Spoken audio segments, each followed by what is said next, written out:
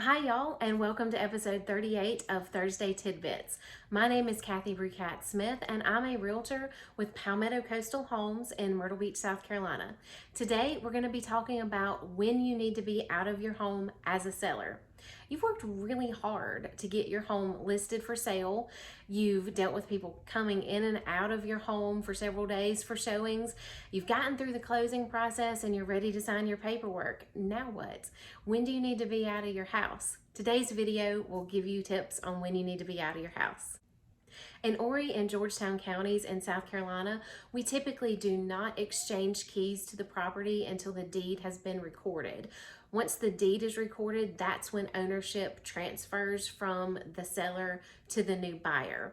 However, some attorneys are using what's called table funding. Now, table funding is when the buyer's attorney can go ahead and disburse the seller's proceeds as well as all other disbursements as outlined in the settlement statement prior to the deed being recorded. Now, to do that, they need to have all of the buyer signed paperwork, all of the seller signed paperwork, as well as all funds for the purchase of the property. So those funds can either come from the buyer if they're paying cash, or the buyer's lender if there's financing involved. If there is financing involved, the attorney will also need to get approval from the buyer's lender. So once they have all of those documents, they can go ahead and disperse the account.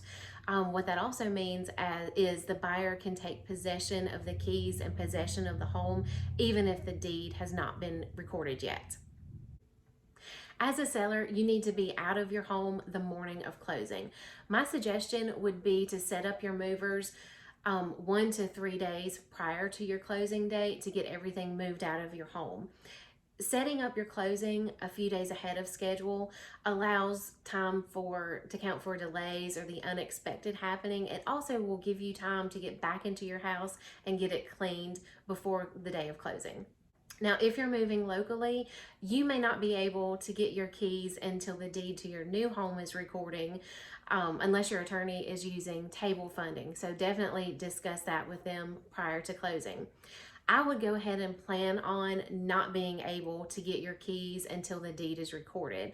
So that may mean that you will not be able to move into your home until the day after closing. And in fact, I would go ahead and plan for that.